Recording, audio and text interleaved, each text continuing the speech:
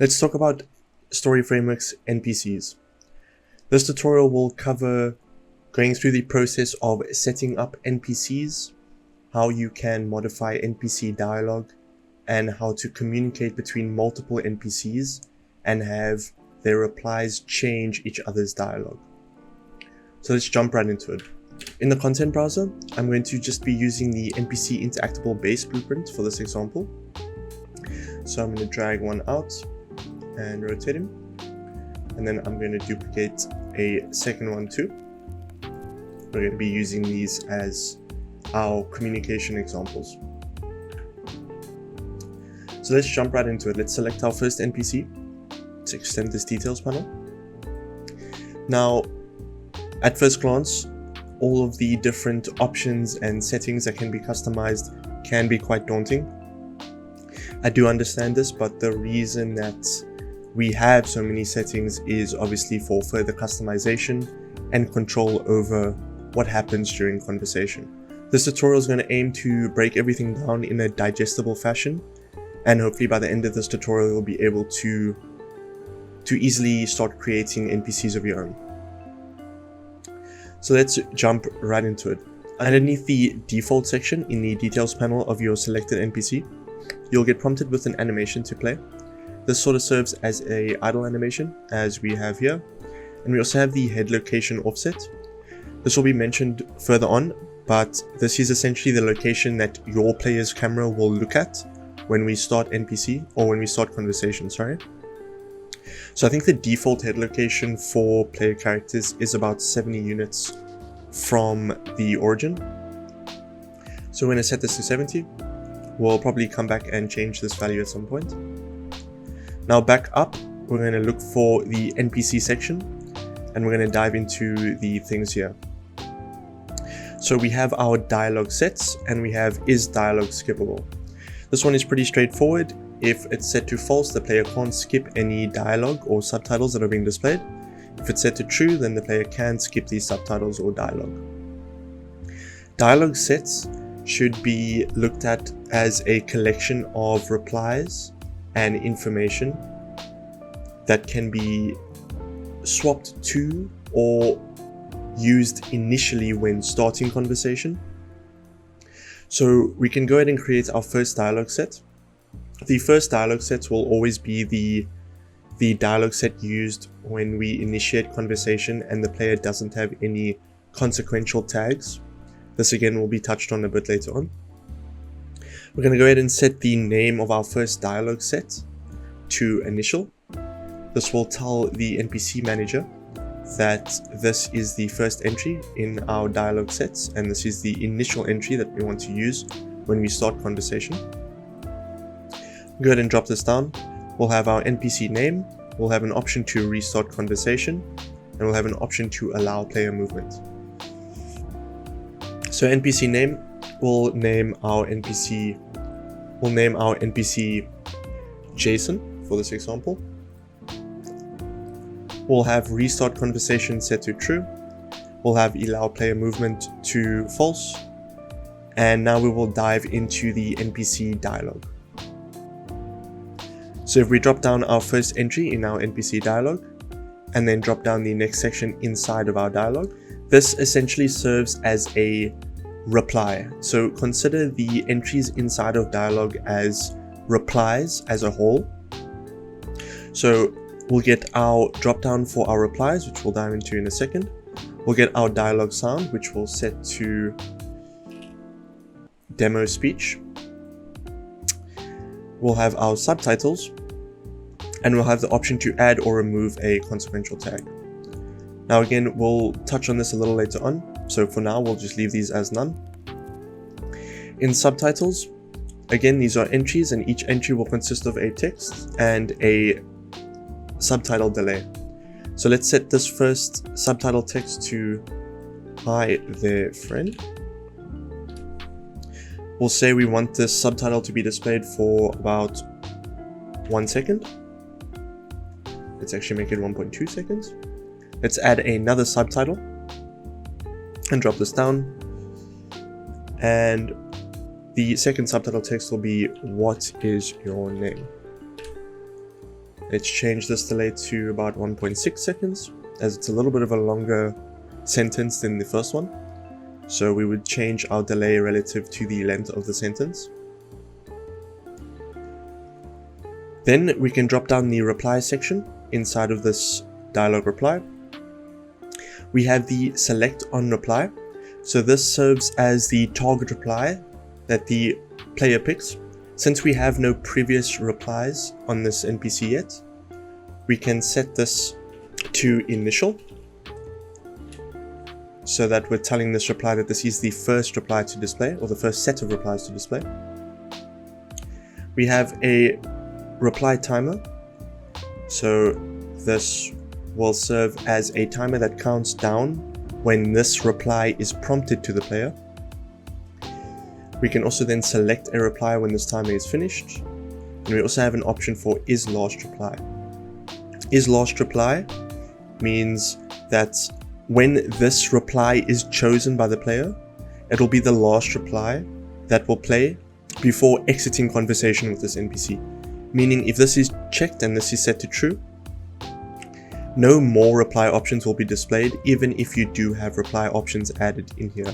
So let's go ahead and add a few reply options. So our first option prompted to the player will be, my name is Steven. The second reply we can do as, I'd rather not say. So now that we have these reply options set up, let's go ahead and change our interaction prompt offset to something like 150. So we can have our prompt somewhere around the chest location of this character. So now when we walk up to our NPC, we get the prompt to talk. We can go ahead and talk. We get the subtitles displayed, and we have our options to pick from here. Now we haven't set up any more reply options, so when these are chosen, the conversation will just simply restart. But this is the first example of how to get NPC dialogue up and running. So let's go ahead and add another dialogue reply. So we can just hide this one underneath the dialogue, and we can add a new entry. Now we will we'll change our select on reply to one of these reply options set in the first reply or the first dialogue reply. So let's say we're searching for the my name is Steven reply. We can set it to our select on reply. Then the next few reply options after that we'll set up in a second. Let's first figure out what we want our NPC to say when this reply option is chosen. So again, we'll use the demo speech sound. Again, this would be set to your own voice line, your own character's voice line, and your subtitles would be set up accordingly. So let's go ahead and add a subtitle for this. So let's do the subtitle text is, that is a pretty cool. We're going to break this sentence up. So make this 1.5 seconds. Let's add another subtitle. That is a pretty cool name, I must say. Let's have this display for 1.2 seconds. And we'll add one more subtitle and we'll call this, do you know my friend Nathan? We'll have this on screen for 1.7 seconds. We'll change the first one to 1.4 seconds. So now that we have our subtitles set up, we can go ahead and change our reply options accordingly. So now that our NPC is asking us if we know about his friend Nathan, we can change our reply options to something like, yeah, I've seen him around. No, never heard of him. So let's, for demonstration purposes, let's give this reply a timer. Let's say the player has 5 seconds to make a decision. We'll go ahead and modify the select reply on timer finish value in a second after we've added some more dialogue replies here. So let's hide this drop down again. Let's add another new reply. We'll select the yeah, I've seen him around reply. as the select. We won't have anything for this reply timer. And we're also going to make this reply the last reply. And finally, we're going to add a consequential tag to this reply.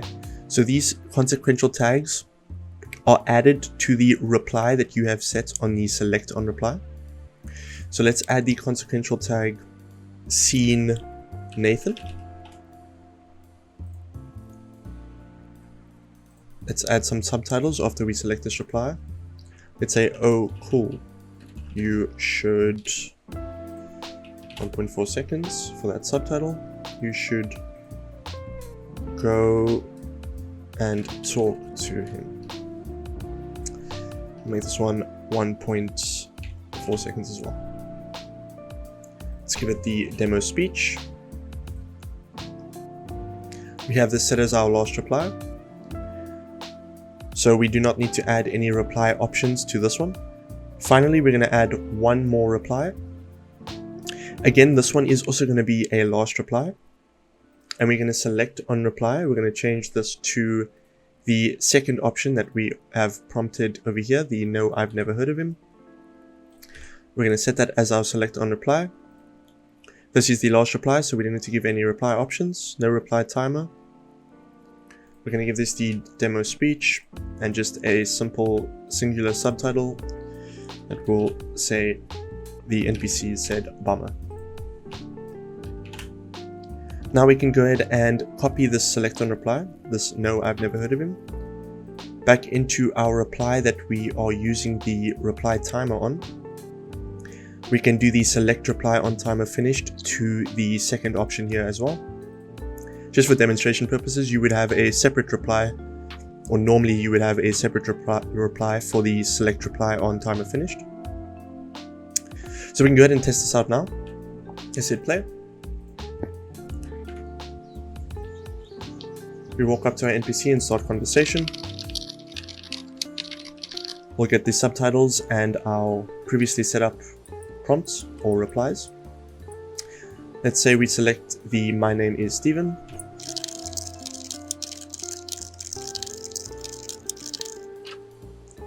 We got asked, do we know of Nathan without timer? And we'll say, yes, I've seen him around. So we added a consequential tag to that yes, I've seen him around reply. So that tag has now been added to our player's interaction manager and can be used to change dialogue sets. So I'll give you an example with this NPC selected. So we set the target for this dialogue set as initial. We can go ahead and just add a completely new dialogue set. And we can change the name of this dialogue set to the tag that we added, which was seen Nathan. Let's drop this down. We can change the NPC name to something like Jason Friendly. Again, we'll have restart conversation set to true, allow player movement set to false. Is dialogue skippable set to true? Let's drop down our dialogue one more time. On our first reply, again, we'll set this to initial, as this is the first reply that we're going to use in this dialogue set. We're going to do is last reply. Not going to add any reply options, as this is a last reply again. We'll add demo speech. And let's add a subtitle. Come back once you. This one will be 1.4 seconds. Have spoken with Nathan.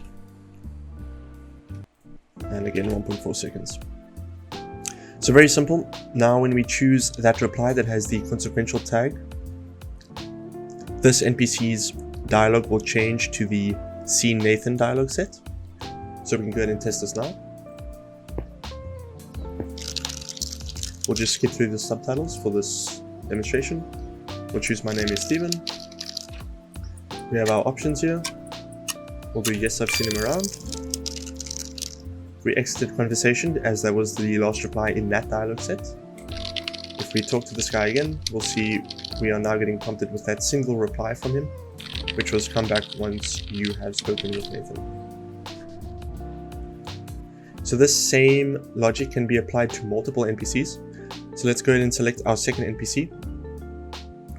We'll set is dialogue skippable to true again. We'll add a dialogue set this to initial. We'll change our NPC name to Nathan, restart conversation. For this demonstration, we'll do allow player movement. For this first dialogue set, let's modify our first set of replies here. Select on reply again will be initial, as it's the first reply that will be chosen in this dialogue set. Will be a is last reply. This is going to be similar to the dialogue set, or the most recent dialogue set we set up on our Jason NPC. So again, demo speech, and we will say come back once you have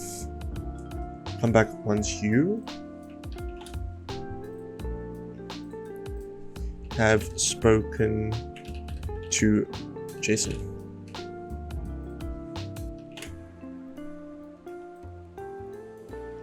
So we can go ahead and test this now. Let's change the interaction prompt again. I believe we had it to about 150.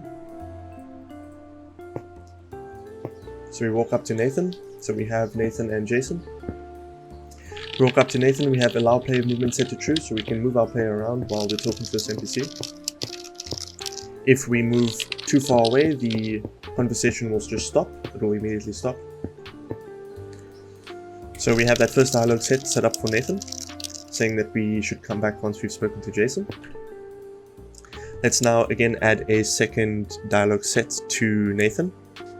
So we can hide the initial dialogue set, let's add a new one. We're going to be searching for the scene Nathan consequential tag. Let's drop this down. NPC name will be Nathan. We can also say friendly. We'll do restart conversation.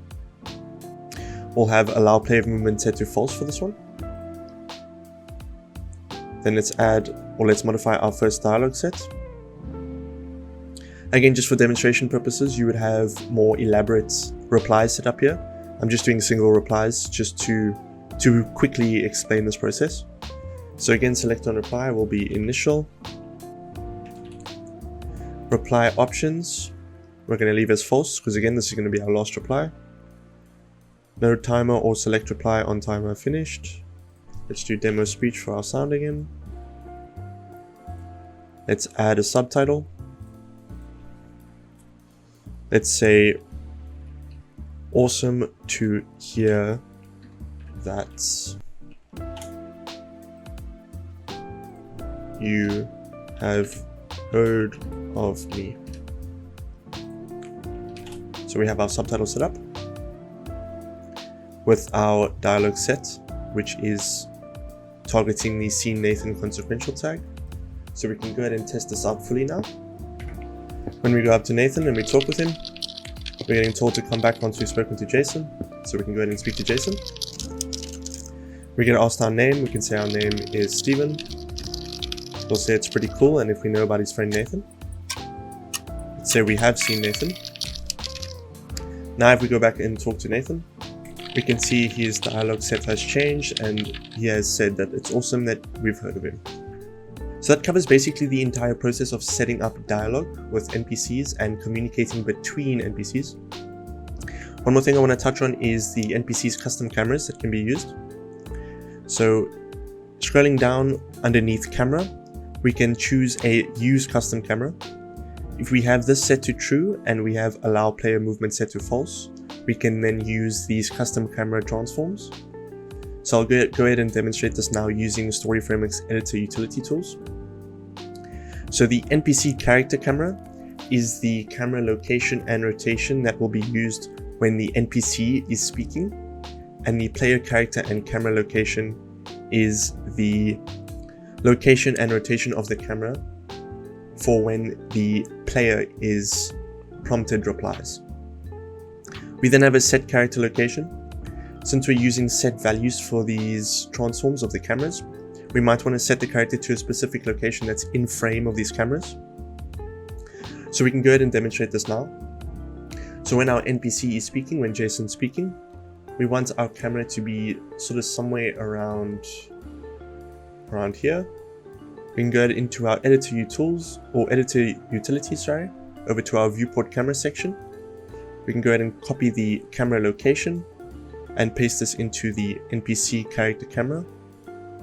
And then again, we can copy the camera rotation into the rotation. Then for our player, let's say we want our player to be situated right over here. We can have our second camera use this location in the view, or this location of the camera in the viewport. So again, just copy and pasting these values. You can see it update down here.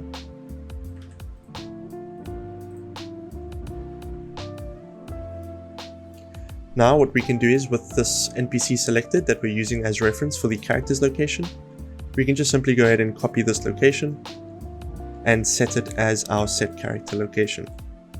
I have noticed that I've been doing these values on the wrong NPC, so I'm going to go ahead and swap this over to the correct NPC really quickly.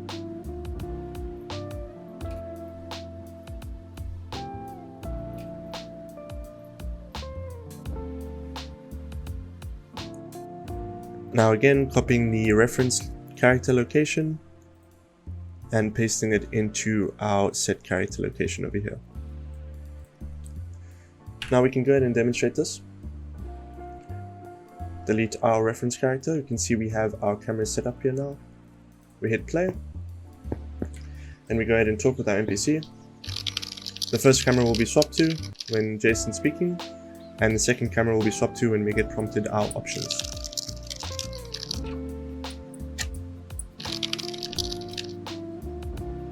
So that basically covers your entire introduction to NPCs inside of Story Framer. If you have any further questions, feel free to message me or leave a message in our Discord community or in the comments of this video. Enjoy the rest of your day. Peace.